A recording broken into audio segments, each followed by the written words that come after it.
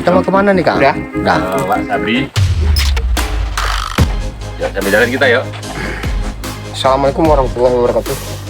Pada hari baik bulan baik ini, mungkin kami akan menjejaki tapak tilas leluhur. Di sini di tapak leluhur ini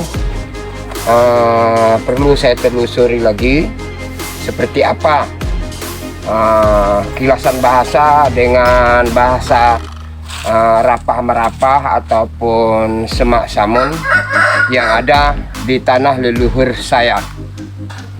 Di sini saya dapat kehadiran saudara saya, istilahnya yang dari provinsi, dan ikut turun dan sekaligus meneliti seperti apa dan kenapa, siapa saya, di mana saya. Beliau ini tujuannya untuk secara tidak langsung dengan bahasa-bahasa seleksi, dan beliau akan saya bawa ke makam leluhur saya. Itu. Yuk.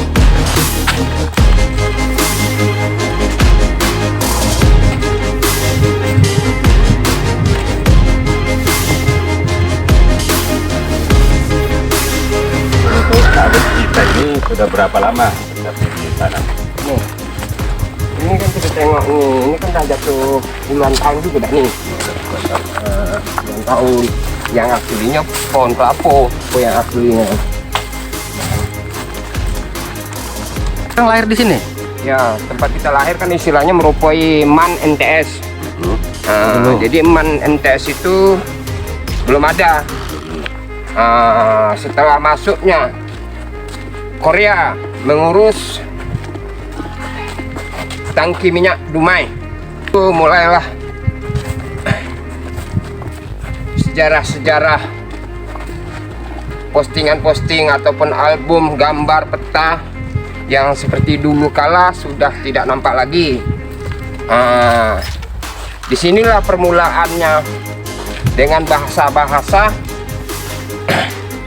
Ada yang membahasakan ganti rugi. Di sini saya rancu ganti rugi dengan siapa? Begitu. Karena saya tidak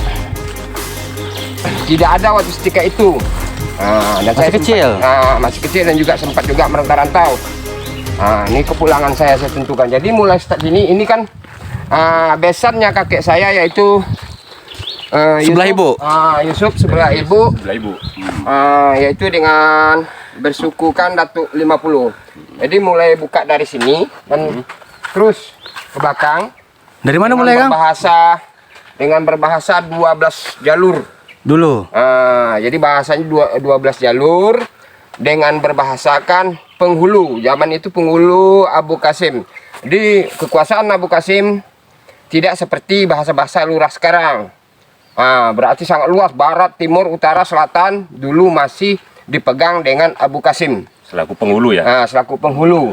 Sebagai dasar tanah ini. Ya, surat ini. Iya, kalau cerita mengawali menebas atau membuka lahan, menebang lahan, nah itu larinya nanti ke kakek kita, ke mbah kita. Itu di kisaran tahun berapa itu, Kang Sabri? Kalau kalau zaman penebasan ini terpaksa kita koreksi lagi waktu zamannya Pak Subrantas masih Panglima Berantai. Oh, Pak Subrantas. Kisaran tahun berapa berarti itu? Tahun, ya. Beliau belum lagi naik di kursi gubernur. Oh, waktu Pak Subrantas sebelum gubernur. Ya, Berarti dengan kakek kita. Dengan kakek sebelah Bapak. Sebelah Bapak. Mbah Pangat. Ya, Semana membina dan mendidik belah ataupun entah apa lagi bahasa, pokoknya bahasa pendidikan.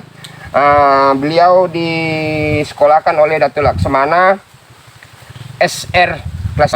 Itu orang tua kita sendiri. Itulah dia tuh Anwar Senu yang menyelamatkan wakaf. Itu kan wakaf itu kan dibongkar.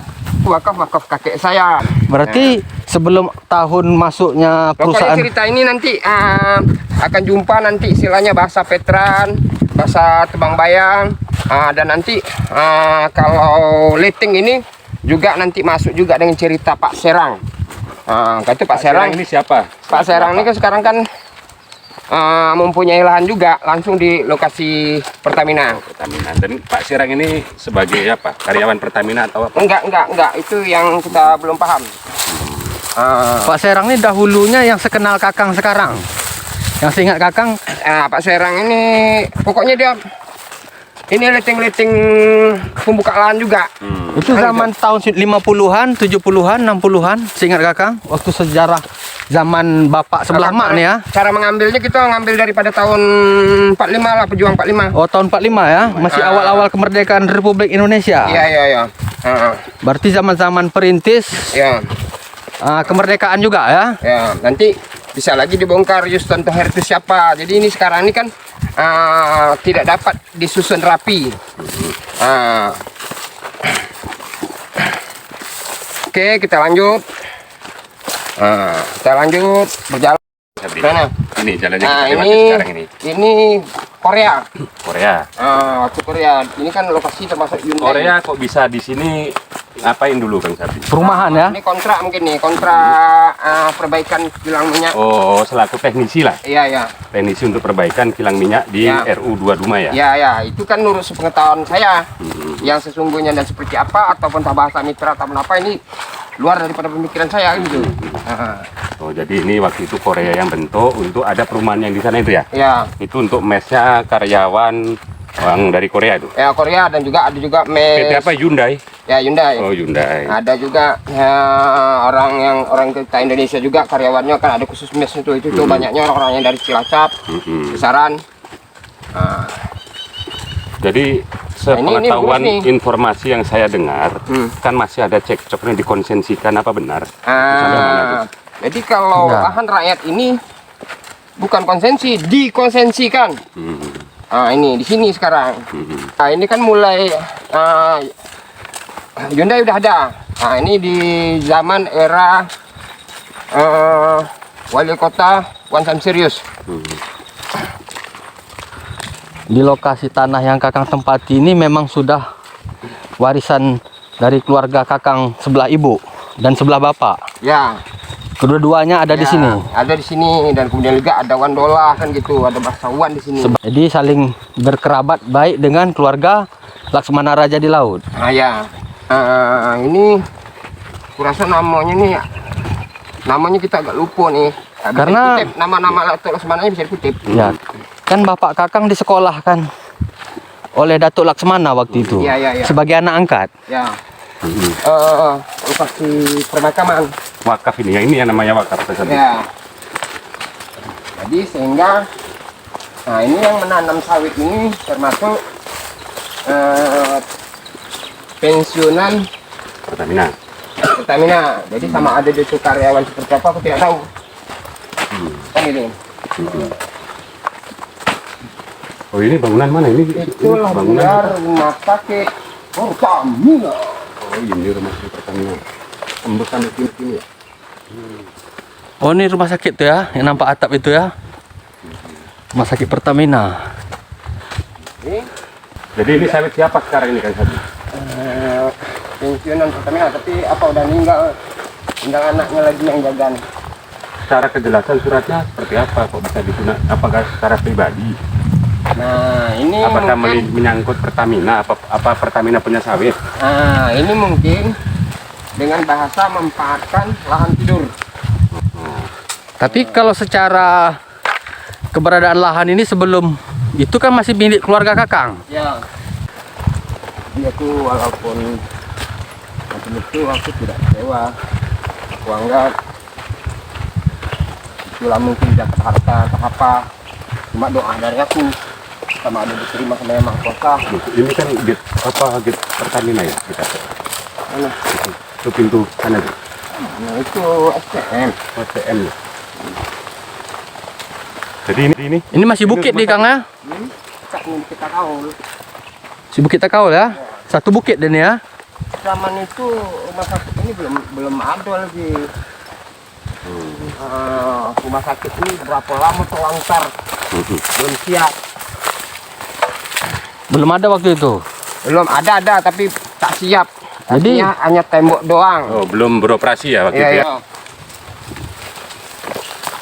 Di lahir rawak itu man MCS itu lahir rawak itu. Di situ Kakang lahir. Ya, Masih hutan sini dulu Kang. ya.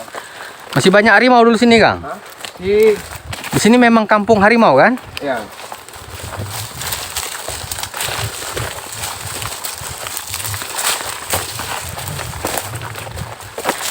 Di sini, di sini kan ada keruing, ada urat, ada tempat, Kayu mahal ya? dan ada apa nih? Diam, ada punak.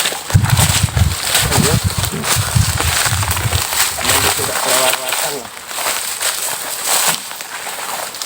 Alhamdulillah.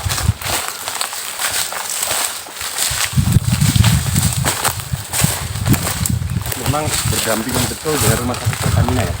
Ya, itu rumah sakit Pertamina. Ini nampak atap merah itu. Itu kawasan rumah sakit Pertamina, UP 2 Dumai.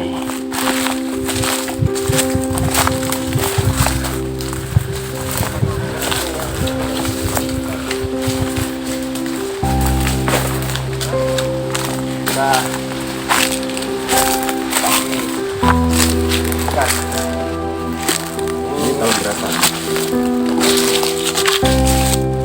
Ini papan namanya pun sudah nggak ada lagi. Sepertinya. Ya. Jadi seperti ada lubang-lubang ini. Ah, Ada lubang-lubang itu bekas penggalian kuburan. penggalian kubur. Bekas makam itu kan bekas ada tembok makam juga. Ya. Oh, dulu sini banyak kuburan masyarakat dulu ya. Ya. Karena dibangun rumah sakit Pertamina, Ya. jadi dipindahkan. Ya. Hampir seluruh makam yang ada di sini dipindahkan. Ini macam-macam itu tuh, awas mundur-mundur saya ada lubang. Itu tetap ada lubang di sini nih. Nah, ini lubang. Oh, sini lubang-lubang banyak ya. Nah, perkarakan yang memperkarakan ini Ini tak bisa digali oleh Beko waktu itu, Bang. laga argumennya waktu zaman itu dengan bapak nih. Jadi bapak kan cuma menanyakan wakaf yang lagi dipindahkan. Dan kemudian lagi, adakah dia bersatu dengan makam lain agama? Lalu waktu kemarin waktu argumen. Waktu mau pindah. Oh, gitu. Nih, maka kita bertahan. Ini tuh. Karena mau begitu bertahan?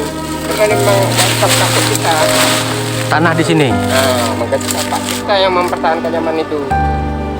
Bapak kita menang di dalam perkara ini. Jadi kurang lebih aku untuk menyampaikan persoalan ini lebih kurang antar tahun 80-an dan 90-an, tidak akan lebih, cuma dua itu. Kejadian waktu masalah pemindahan makam. Ya. Menurut informasi saya dengar, bahwasanya ada makam yang nggak tergali. Apa benar? Ya. Kita lihat sekeliling dengan yang ada, ini Ya. semuanya sudah tergali dengan bekas lubang-lubang. Seberapa lubang contohnya? Sekian kira-kira. Oh, gitu. Ini ada beberapa lubang.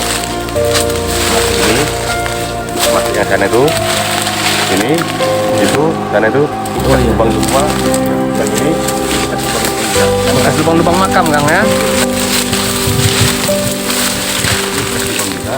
Ya. Banyak, Nah, dan ini bekas lubang juga. Seluruhnya bekas lubang-lubang bagian makam. sangat banyak. Bisa kameranya? Ada.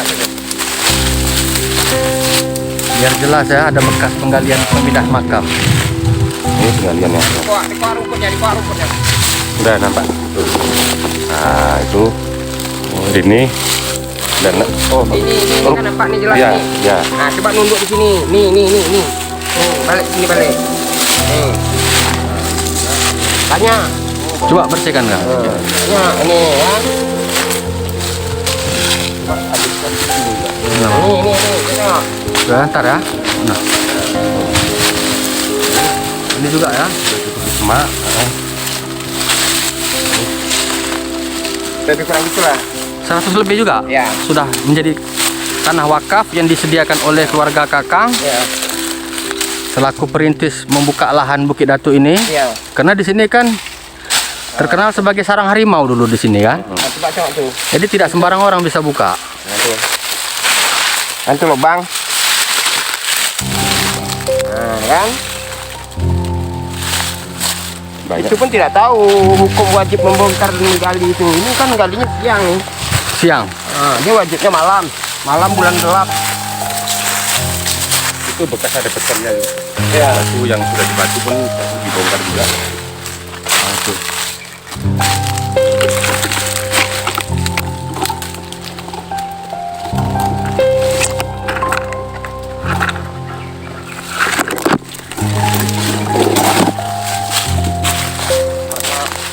Satu minggu di dalam sumur. Yang tadi Jatuhnya dia api suri.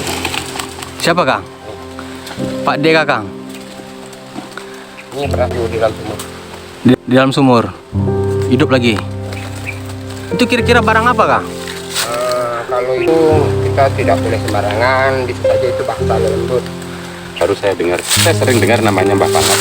Untuk memori Mbah Pangat ada di memori Pak Subrantas di album itu. Kemarin kan pernah anak dia ngomong. Oh, berarti dokumentasi Mbah Pangat dengan Pak Subrantas ada? Ada. Mbah saya ini bukan bawaan Jepang dan juga bukan bawaan Belanda, merantau. Kata Mbah saya itu merantau sampai ke Malaysia. Begitu. Kalau harta Mbah ini di Jawa juga masih banyak, tak ada orang yang berani ganggu. Kenapa pun malas ngurus itu. Apalagi yang di Malaysia, kan gitu. Ada juga yang di Rupat, kan gitu. Istilahnya daerah-daerah Bukit Batu. Itu tidak gubris. Ya. Kita istilahnya mana yang nampak, yang ada. Jadi kalau penentuan sama ada dusta pembicaraan ini, sekarang makam ini macam mana? Kok bisa ada? Kan gitu. Yayasan Salamba tentang pelestarian alam. Pelestarian alam, pelestarian hutan yang Ya. selama ini Ini kita bisa terabaikan. petani kan? Boleh. Ada beberapa wilayah yang terabaikan, yang tak terpantau oleh pemerintah daerah ataupun pemerintah pusat. Dan maraknya tentang illegal logging atau perambahan.